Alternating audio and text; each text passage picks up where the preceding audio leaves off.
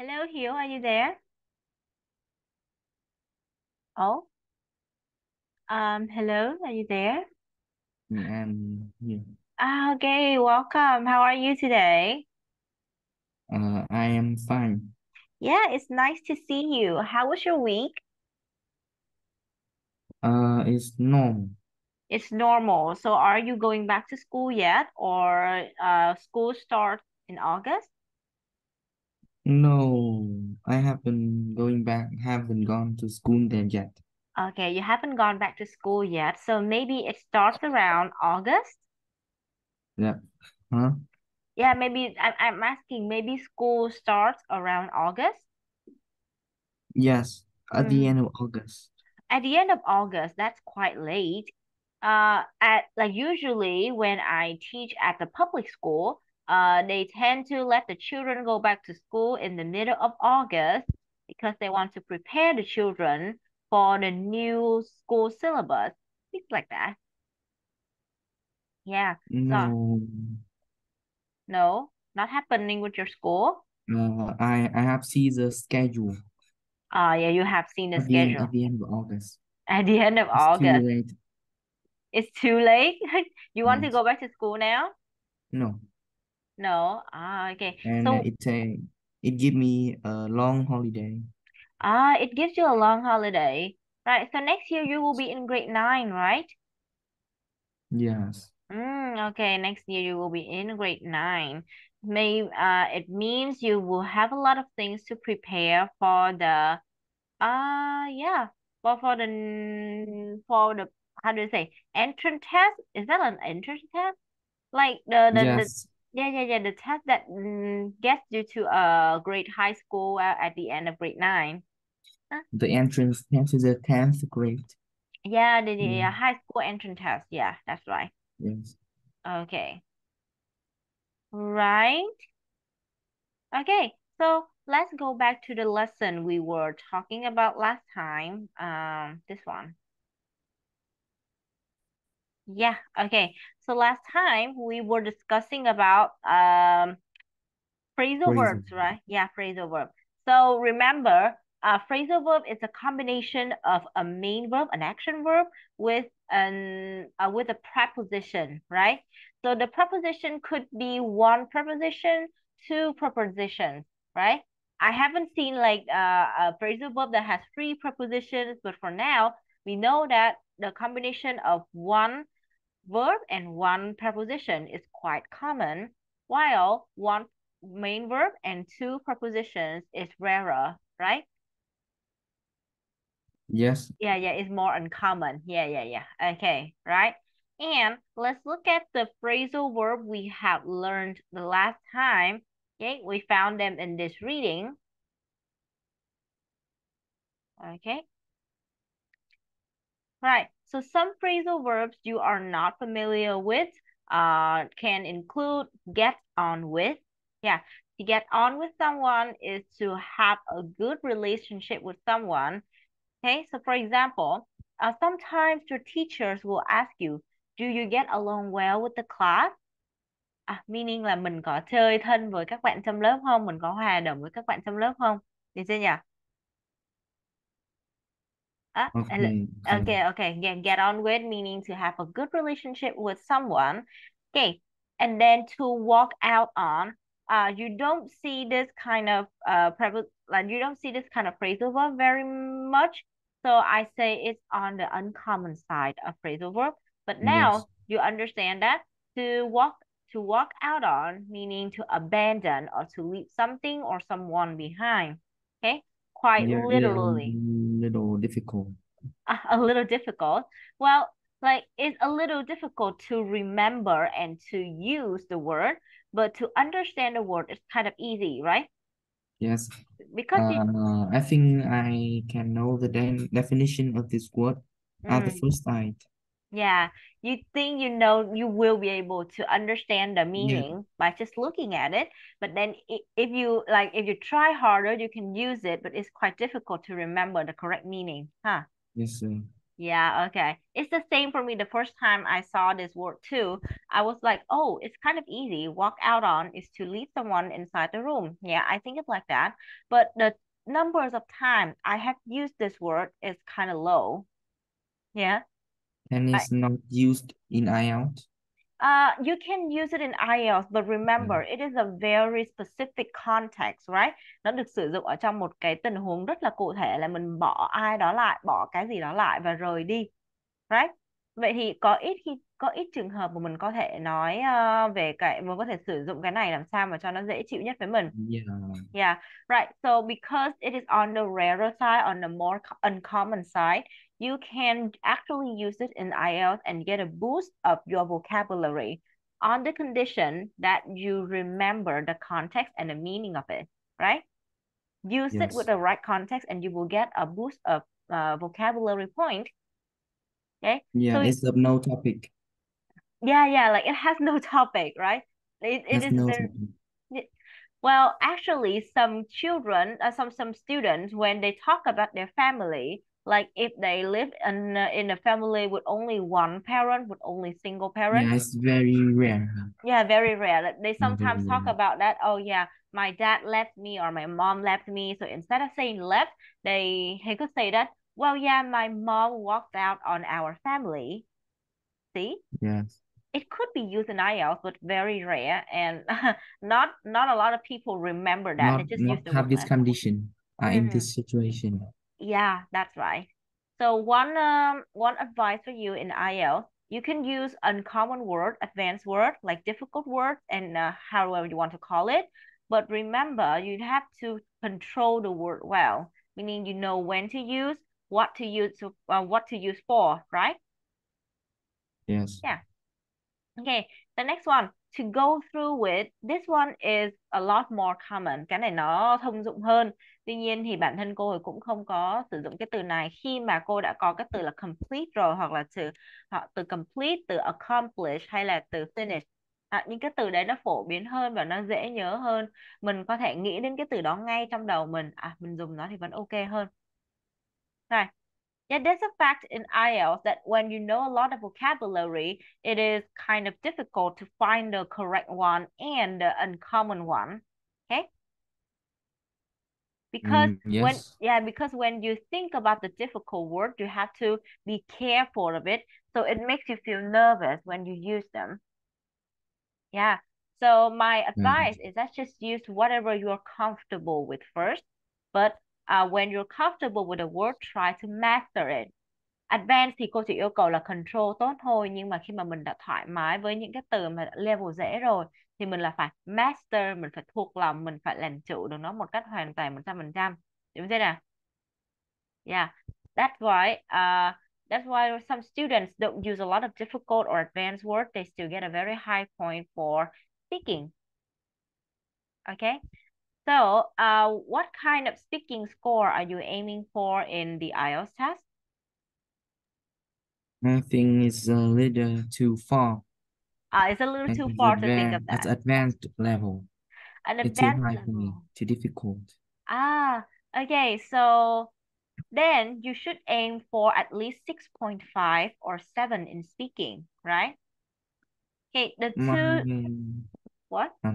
no, no, Yeah, the two skills that most students are afraid of in IELTS are speaking listening. and writing. No, speaking and writing. Listening. Right. Writing can be a very difficult if you don't know what to wear or you have to use the vocabulary and grammar correctly. And Yes. speaking is like the nightmare of all because not many people, not many Vietnamese students know how to speak well. In it Yeah. complicated and difficult, Yeah, that's even right. academic vocabulary. Yeah, that's right. Even when we know the topic, when we know the vocabulary for it, it is still very complicated. And Yes. sometimes it is, well, it, how to say, it discourage us really. Khi nhiều lúc mà nó khiến cho mình down mood luôn, nó khiến cho mình nhụt chí luôn bởi vì nó quá khó. Rồi, và cái phần khó đó trong đó là phần sử dụng phrasal verb này. Phrasal verb can be very useful if you want to get a boost of vocabulary, but choose wisely. Nhớ sử dụng và chọn lọc phrasal verb sao cho phù hợp nha. Đây, Cái cụm từ tiếp theo này, lives up to, đó nó thực sự rất là phổ biến ở trong IELTS, right? Ok, bởi vì thường ấy mình sẽ nói đến cái chữ live up to với tư cách là xứng với cái tên gì đó, đúng chưa? Xứng với cái tên, xứng với cái thương hiệu. Thì nhiều lúc mà người ta hỏi cái chủ đề kiểu như là nói về cái cửa hàng cửa hàng thức ăn yêu thích của bạn, thì mình có thể nói là the food lives up to their reputation. Cái đồ ăn ở đó xứng đáng với cái tên thương hiệu, đúng chưa nào? Nhé. The Yes. food lives up to their reputation. Và đó là một cái câu mà khá là advanced, không phải là bạn nào cũng có thể nói được, bởi vì biết cách sử dụng phrasal verb rất là chính xác. Ừ. Okay. To run out of, you know this one, right? Yes. À, It to, you in it we used in grade 8. yeah, okay, you use it in grade 8 already, and that's good. And I want Yeah, you to it's very like, common yeah, it's very common, but not many people know in how to the use it. yes. Not really in the IELTS, like in normal daily life we still use it. Chúng ta thường ấy, chúng ta nói là chữ hết Yes. pin, đúng chưa? Right, thì chúng ta sẽ không có biết là cái động từ hết ở trong tiếng Việt là gì. Sorry, không biết cái động từ hết ở trong tiếng Anh là gì.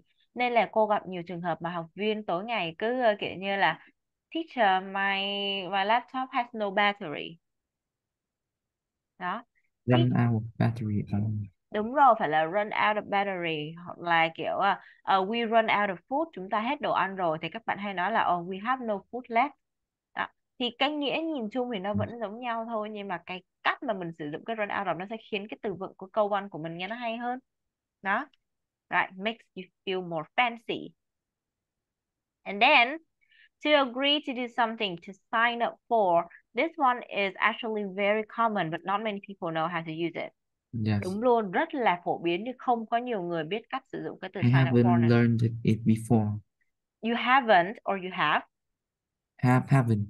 Oh, you haven't learned it before. So So sign that up. I can infer the definition of this phrasal verb. Ah, okay, good, good. Right. It's quite difficult to understand the meaning, right? Hơi khó để hiểu nghĩa. But after you know the Yes. meaning by reading the dictionary or by listening to me, you know how to use it now. Sign up for is to agree to do something. So, for example, your school has a musical show and your class is having a performance, huh? And then Yes. you sign up for a role in the dancing team because you know that if you join the dancing team, you will get a bonus point. Kiểu vậy. Right. Yes. Agree to do Bonus that. point. Bonus point. Does your school have that? I think yes. Bonus point điểm It's cộng. about bonus point Yeah. of the Right. conduction. Yes. Yes, In the that's right. conduction. Right. The bonus point, like sometimes the teacher will give bonus points if you do something nice or join the team, join the activity of the school. Mm. I remember that in grade 10 when I used to be in the excellent student team, đội tuyển học sinh giỏi, excellent student team. For the subject of English, I had a lot of bonus point in PE, in music, and other subjects. That was a privilege. That was an advantage of being in the excellent student team. About some extra activities at Yeah, school. that's why some extra My activity at school. dancing, Ah, yeah, right. You also get bonus dancing point or for that. singing. Yes. Yes, that's right. You also get bonus point for that. Right, okay. And that is I sign up haven't do for. it yet. You haven't done anything like that? I'm not too active or too confident. Well, it's okay. It's okay to not be confident, but I think when you reach high school, you will be more active. Yeah, you will be more active. Just like my cousin, she's about to enter grade 11 now, and in grade 10, Mm. she did a lot of activities at school. She is always at school, and she had like rarely comes back home on time. Right? After class, after school, she always stay back to do something for the school. And on days off, on the weekends, she always go to the school and help the school with anything they need. Right? So she gets a lot of bonus points. Right? She's not doing it Yes. for the bonus points though. She likes doing that Okay? Yeah, it's her hobby. It's her I hobby, know right? her enthusiasm. Yeah, she's quite enthusiastic about helping others, yes. Mm. But sometimes it is a little bit too much for her and she is always stressed out if she cannot help the others. Yeah. Yeah, right. That's her problem. So I know that some students, like you, don't like to join the school activities or are not very active at school. It's fine Yes. because that you don't want to do it. No one's going to force you, right? Yes. Okay, right. So we have other phrasal verbs like catch up with. You know this one, right? Yeah, this is very common. Yeah, very common. So I hope you can use it in your writing or speaking as well. Yes. Remember, using phrasal verb is a good thing in speaking, in the spoken language, but in writing, it is how to say, it is suggested to use the equivalent verb of the phrasal verb here, right? Ok, tức là trong writing chúng ta được gợi ý là hãy Yeah. sử dụng những cái động từ mà nó đồng nghĩa với cái phrasal verb này thay vì sử dụng chính bản thân phrasal verb. Because the point of phrasal verb is to be less polite, yeah, it's less polite, less formal than some words, right? Yes. Đúng chưa? Cũng giống như cái từ mà go through with này thì cô hay xài cái từ accomplish hay là finish hay là complete thì nghe nó thì khi mà viết ấy, nó sẽ nghe sang và là đỉnh hơn một chút xíu so với cái chữ từ mà go through with. Go Yeah. through it in the B2, in the intermediate level. Yeah, go to with is like in the But intermediate level. I haven't done it for a long time, so I forget it. It's very common Oh when people yeah. don't practice again. Oh yeah, That right. It's don't practice again. yeah, Yeah. yeah, yeah, that's right. We have to go through with the game, right? Good. I understand. No practice again nha. Nha, không không kiểu không thực hành lại nó quên nhớ rồi. À rồi rồi có hiểu rồi. Okay. Nice. Right, okay, and then we have like fit in with. Fit in with thì nó cũng hơi giống với get on with một tí xíu nhưng mà get on with thì nó ở cái level nhỏ hơn đó là với một người with a person and then to fit in with is like to be a part of a community, a part of a group. Yeah, you try to connect with other people, you try to be nice to them. That's how you fit in with everyone. Yeah. Ok, and to put up with cái này nó có một cái từ đồng nghĩa mà Hiếu đã sử dụng trong tuần trước rồi, đó Stand là up từ with, stand up with. yeah, to stand up with, đó right, ok. Rồi và còn cái nữa đó là đó không thực ra là từ stand thôi, ví dụ là I cannot stand hoặc là I can stand đó, nhớ chưa? Right. Và còn một từ nữa đó là to tolerate, mình nhớ không nè? Tolerate. Đúng rồi, Hiếu đã sử dụng từ này rất chính xác, từ tolerate. Thì tolerate chúng ta đưa vào văn viết sẽ hay hơn là từ put up with. Okay. Tolerate with. Yeah, yeah, yeah. No. Yeah. Tolerate. Let us see. Oh no, to tolerate something, we don't use it with. We don't use it with. It's tolerant. Yeah. Yeah, yeah, yeah. To be tolerant, that is the adjective, and to the verb is it to tolerate something. Okay.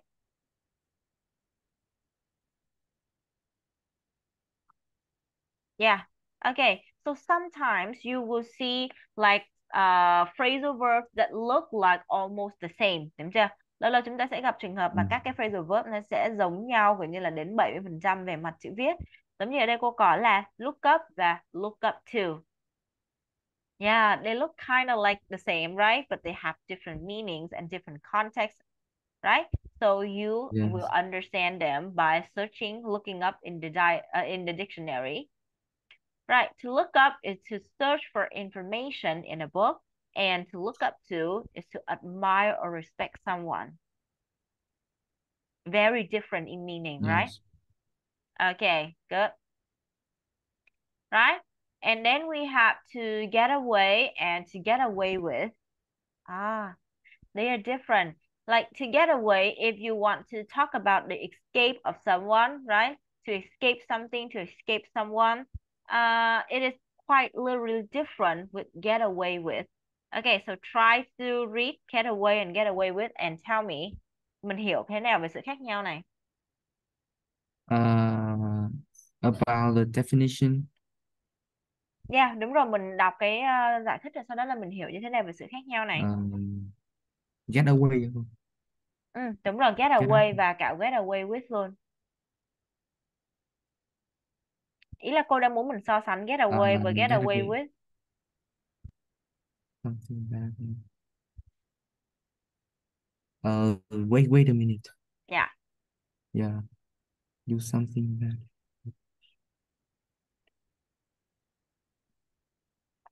Uh, Get away with is about the series of action you have done, about the bad action or serious action you have done, but with no punishment of Okay. and À, like okay, good. yeah, with no punishment.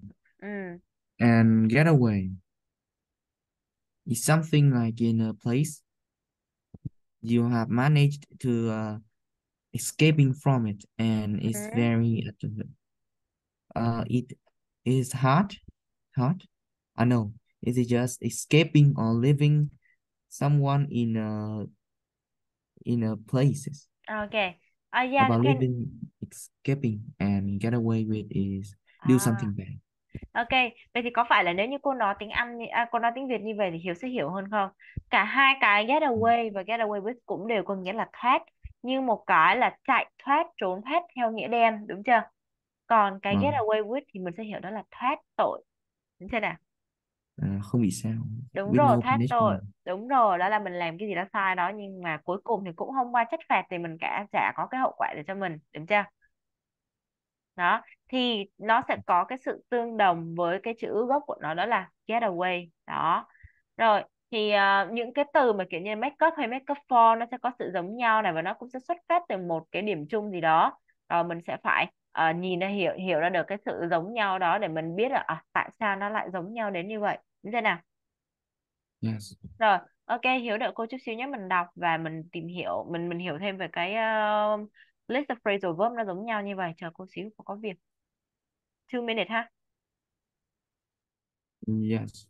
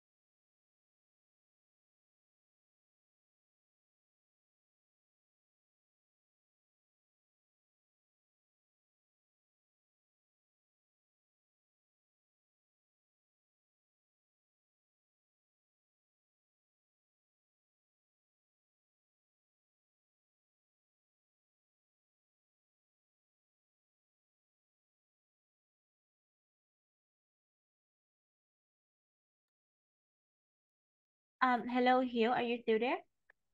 Yeah, I'm still there. Okay, right. So what Mhm. have you found out about all the phrasal verbs here? Yeah, I have learned a little about some I have learned, Some you have but I learned. forget. Oh yeah, but you forgot. And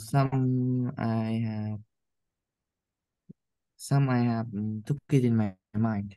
Yeah, I have Ah, remember it. okay, you have remembered it.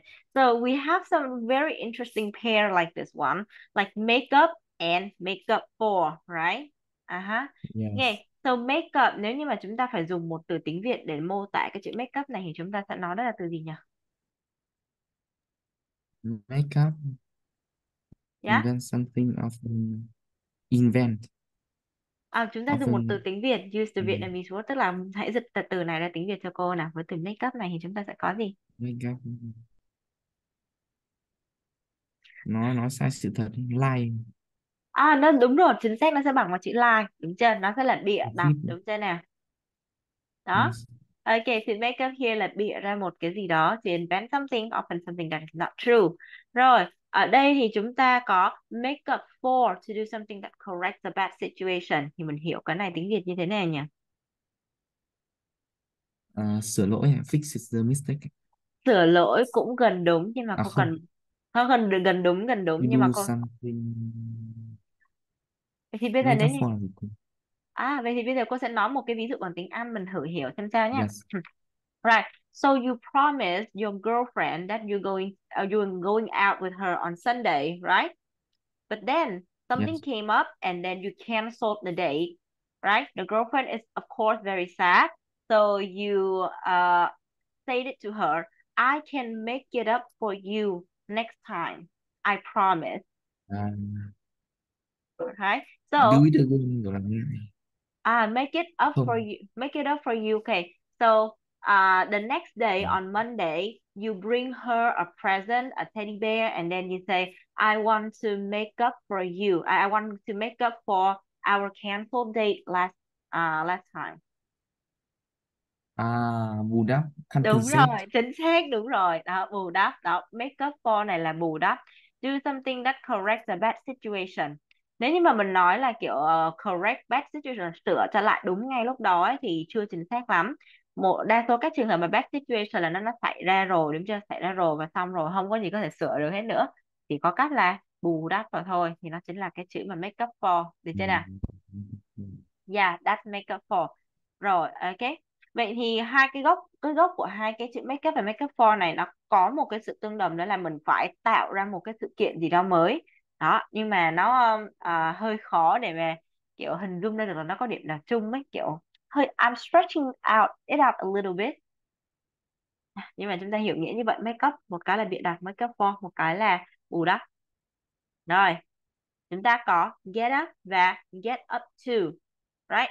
Get up thì quá dễ rồi, còn cái get up to này thì chúng ta sẽ à, thường hay nghe mấy bạn Tây hỏi như vậy nè: What have you been getting up to? Đó, các bạn sẽ hỏi câu này khi mà kiểu như là dạo gần đây không liên lạc được với mình và lâu lắm rồi cả hai mới gặp lại nhau. Đó, thì người ta muốn hỏi là dạo này bạn bận cái gì vậy? What have you been getting up to?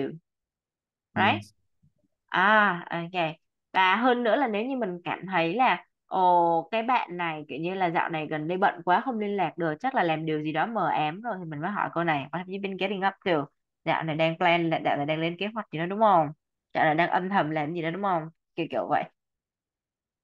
Đó. Hoặc là lâu lâu chúng ta sẽ thấy có những cái tình huống trên phim á, sử dụng cái what have you been getting up to này cũng rất là đúng, đó là anh chồng á, anh muốn surprise người vợ, nhưng mà bởi vì người vợ không biết, người vợ có tưởng là anh này anh đang cheat ấy, anh đang ngoại tình. Đó, Cô thế thấy là cam em bị sao? cam Cam của em bị cam sao? của Hiếu thì nó sẽ bị có những cái đường sọc là do mình đang A chiếu, little bit error. yeah, mình đang So chiếu I thẳng think vô. it's better to turn up the camera. Yeah, it's Not to fine. check it. Yeah. Yeah, it's fine, it's fine. I know that you're still here and I'm glad that you're still there. Yeah. Rồi, vậy thì mình hiểu cái chữ get up to này là gì không nhỉ? Hiểu nhỉ? Get up to. Đúng rồi, get up to ở đây nè. Nó sẽ giống như là mình đang âm mưu cái gì đó. Kiểu, Yes. mình đang âm mưu cái gì đó. Plan a scheme. Yeah, to plan a scheme, that's right, all right. Or you just say to scheme. Scheme is also a Scheme. verb, right? Okay. Yes. Scheme is also a verb, so sometimes you will hear people ask you, oh, what are you scheming? Mm-hmm. Understood? Yeah. Yeah, okay. Right.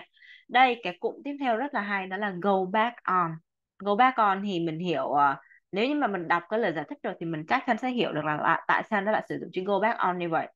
You make a promise to someone but then you break the promise and then you go back on your way, meaning you go back on the promise, right?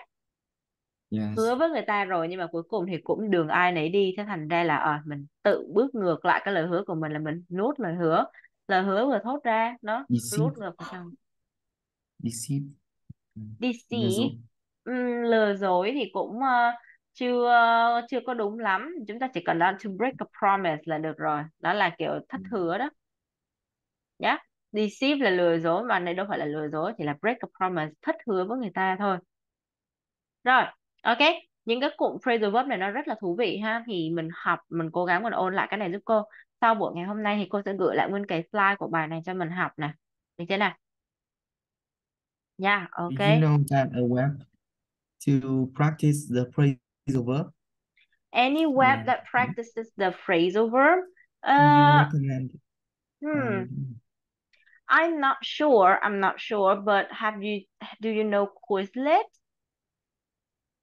Yeah, do you know Quizlet? uh, flashcard. Yeah, Quizlet is like a flashcard activity, like website for flashcard activity, and you can write your own phrasal verb there, write your definition there, and you can practice from time to time. It is not like the best place to do it, and well, I'm not so sure. Like, if you can, please go out and buy an Oxford dictionary, like the Have mini you, ver the Oxford dictionary of phrasal verb and idiom. it's have phrasal verb and idiom. Yeah, that's right. Oxford dictionary of phrasal verb and idiom. Let me see if I can like share it with you, like on the screen. Oxford dictionary, phrasal verb and idiom. Yeah, let Yes. me see if I can share it with you on the screen to let you know what it looks like. Mm. Mhm.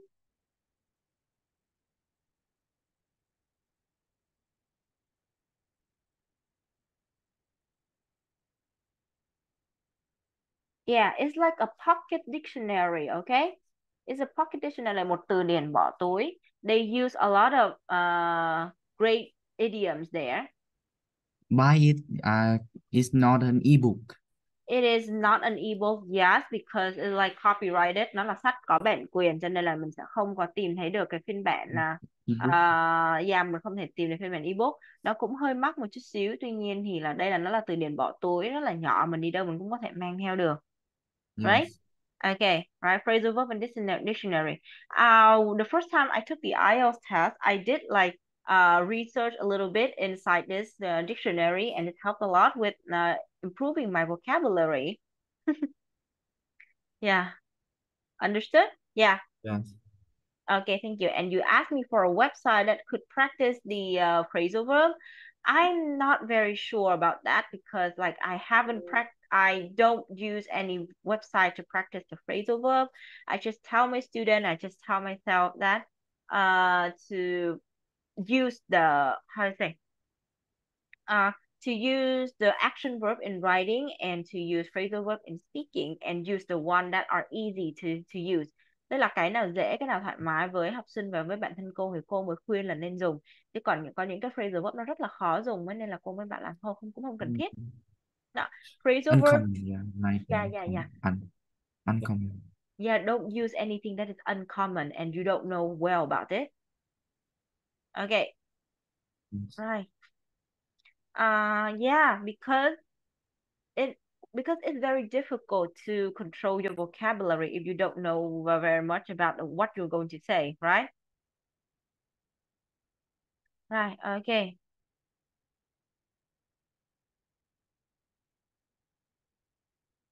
Right, okay.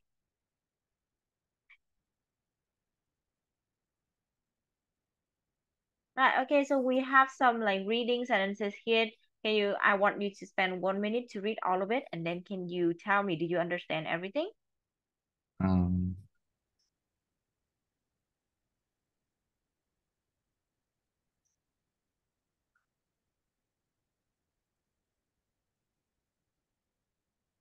Cái go in for này đơn giản thôi, nó sẽ giống như là join vậy, không có tham gia. yeah. Thì chúng ta sẽ có từ join hoặc là participate. I don't practice extreme sport. Yeah. Present. Yeah, I know. Okay, you understand everything, right? Oh, Yes. okay. So for phrases like make up for and going for, you add the noun after it, noun or noun phrase after it directly, right? Chúng ta thêm noun hoặc là noun phrase trực tiếp vào phía sau của những cái phrasal verb này luôn. Okay, good. Được chưa nào?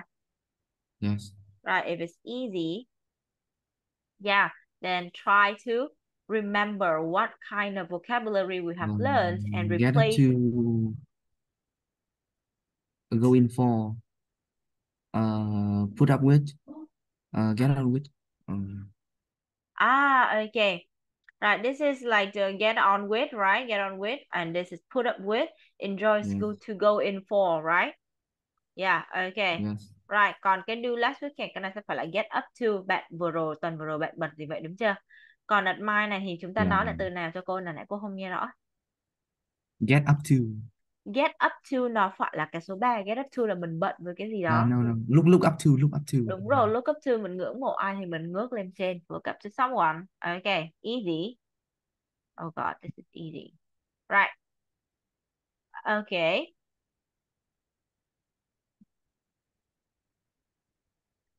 We still have some more phrasal verbs here. To break down, to stop working because of a fault, to break in, to enter a building by force, to bring someone up, to care for a child, to carry out, do something you have said you will do. Come off, to be able to be removed. Cái này thì chúng ta liên tưởng đến cái việc mà bị tróc sơn hay là gì đó này. Thì mình nói là, oh, the paint is coming off, right? Or cái giấy dán tường nó đang bong ra, kiểu vậy đó. The sticker is coming off. To cool down, to become cool or cooler, làm nguội, làm mát.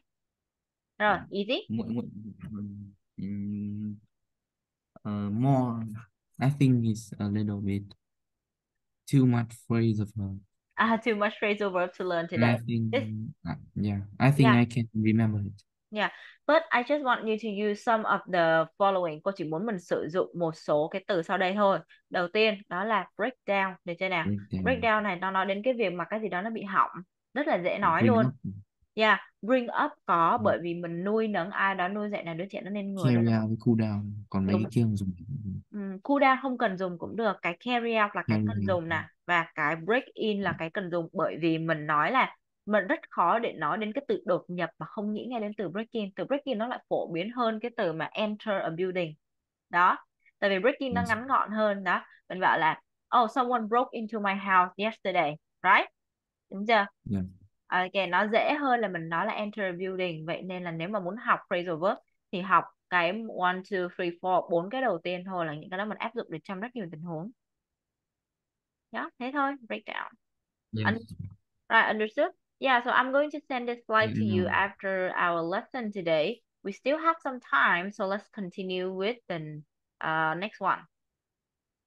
Rồi, Yes. ok, vậy trong bài vừa rồi thì mình đã học về những cái từ dùng để gọi tên các gọi là stages of life and life events, right? We also learn more about phrasal verbs. So let's see what we're going to study in this lesson, in the new lesson. Wait a second, I am opening that one. It should be, yeah, 1B. Yes, okay. Yeah, right here. Do you see it? Yeah. Yeah, okay, thank you. You see it? Right. So in part one, stages of life, life events, attitude, noun and adjective endings, blah blah, exchange programs, phrasal verbs. Yeah, we focus mainly on phrasal verbs and stage of life and life events, right? Yes. Good. Now, and then, oh, we study past tense contrast and used to. They are quite easy for you because you're already in grade 8. I hope that you already learned this one. Past tense contrast, meaning to compare the past tense you have studied, like past simple, past continuous, and past perfect. You have learned all of these, right? Yes. Ah, okay. So what is past perfect? Because like past perfect is kind of difficult for many people. So I want to check your understanding on the topic of past perfect. Past perfect. Yeah, yeah, yeah. So how do you understand about the tense of past perfect?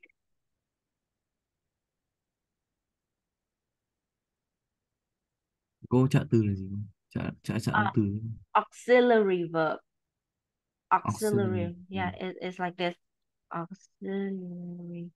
Auxiliary verb.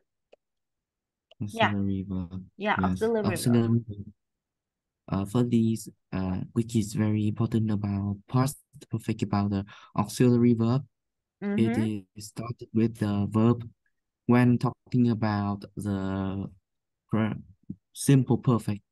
The auxiliary verb you think you thought of is has or have, but Mm-hmm.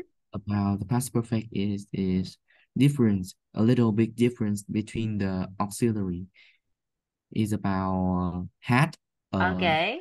this had, and second about present perfect is talk about an event Mm. that happened before an event in the present. Mm-hmm. But for the past perfect, we talk about another event in the past, and the side of this of the past perfect is like the present perfect. Oh, But yeah. something you have mentioned is about the coordination, Coordination. coordination Okay. work.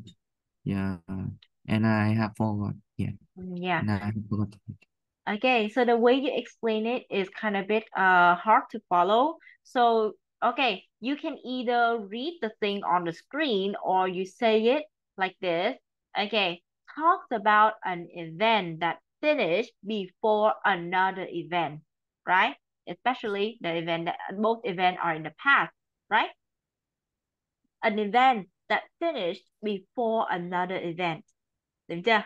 Một cái hành Short động but mà precise. xong. Yeah. Short but precise. Ngắn gọn nhưng mà dễ hiểu. Yeah, short but precise. That's right. An event Yeah. that finished before another event, especially both events are in the past. Đúng chưa? Ngắn gọn và dễ hiểu thôi. Ok. Và chúng ta đã có so sánh cái past perfect với present perfect và nói là cái present perfect là một cái gì đó xong trước một thời điểm hiện tại, còn past perfect là xong trước một thời điểm quá khứ thì nó không chính xác lắm. Với present perfect là một cái hành động từ quá khứ kéo dài đến hiện tại, đúng chưa? Chứ không phải là Yeah. xong trước một hành động khác trong hiện tại. Ví dụ Yeah. như chúng ta nói là I have studied this before. Vậy thì cái việc mà học là nó bắt đầu từ quá khứ nhưng mà cái việc học này nó cứ theo mình mãi, đúng chưa? Đó, cái kiến thức nó còn lưu động lại cho mình mãi, vậy nên nó sẽ tạo thành một cái thì hiện tại hoàn thành, một cái quá trình từ quá khứ đến hiện tại luôn, đúng chưa?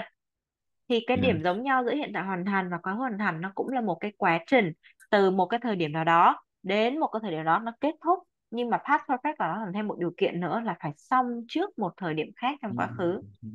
Đó nên nó phức tạp là như vậy. Ok, Yeah. that's Yeah, right. I know. Rồi, ok. Và chúng ta sẽ phải sử dụng phải lưu ý là trong cái thì quá khứ hoàn thành này thường nó xuất hiện before, đúng chưa? Before hoặc là after, thì tùy vô cái từ đấy mà mình sẽ sắp xếp vị trí đứng của past perfect và past simple, đúng chưa nào? Đúng chưa? Right here. Yes. Nè, she had arrived before we served the dinner.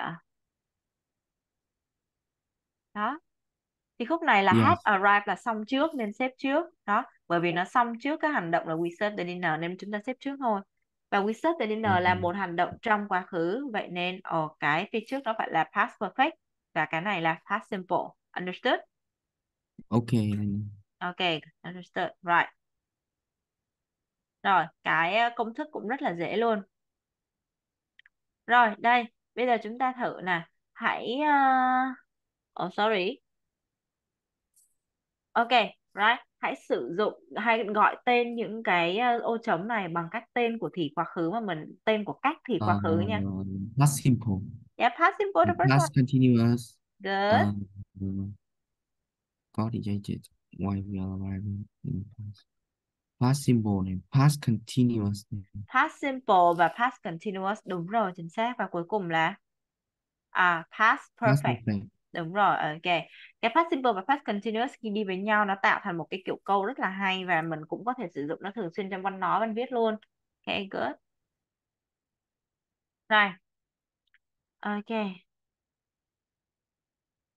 Rồi, chúng ta thấy nè, từ một cái câu á là when Tom left school, anh ta học, khi mà Tom bỏ học thì Tom học lái xe. Đó, thì nó tiếng Việt nghe có vẻ rất dễ hiểu, nhưng mà bây giờ qua tiếng Anh chúng ta sẽ cần phải cân nhắc về cái vấn đề thời gian của nó. Thì nhìn vô những cái ví dụ này chúng ta thấy được là từ một cái động từ learn rất là đơn giản, mình đặt nó vô đúng cái thì đúng cái ngữ cảnh này, chúng ta thấy là nó sẽ tạo ra nhiều cái tầng nghĩa khác nhau. When Tom left school, he learned to drive. Là anh ta bỏ bỏ học trước rồi sau đó anh ta mới học lái xe, đúng chưa? Rồi. Ok, when Tom left school, he was learning to drive. Khi mà Tom bỏ học thì lúc đó là anh ta đang học lái xe rồi, đúng chưa? Rồi. When Tom left school, he had learned to drive. Là trước khi mà Tom bỏ học thì anh ta đã biết lái xe rồi. Đó. Rồi mình thấy nó có vi diệu không? Rồi, đụng đến Yeah. đụng đến thì quá khứ là nó rất là lằng nhằng về cái mặt thời gian nha, nên cố gắng là lưu ý. Rồi, ok. Rồi, hôm nay chắc chúng ta học đến đây thôi. Cô sẽ gửi lại cái slide của bài số 1A cho mình. Cái bài về vocabulary hồi nãy mình học ấy, nó có liên quan đến phrasal verb. Để mình tranh thủ mình ôn tập thêm ha. Thì chưa nào? Yeah. Yeah, okay, thank you. And then we will continue with this lesson tomorrow at 3 also. Okay, so see you then. Bye bye. Goodbye. Okay, goodbye.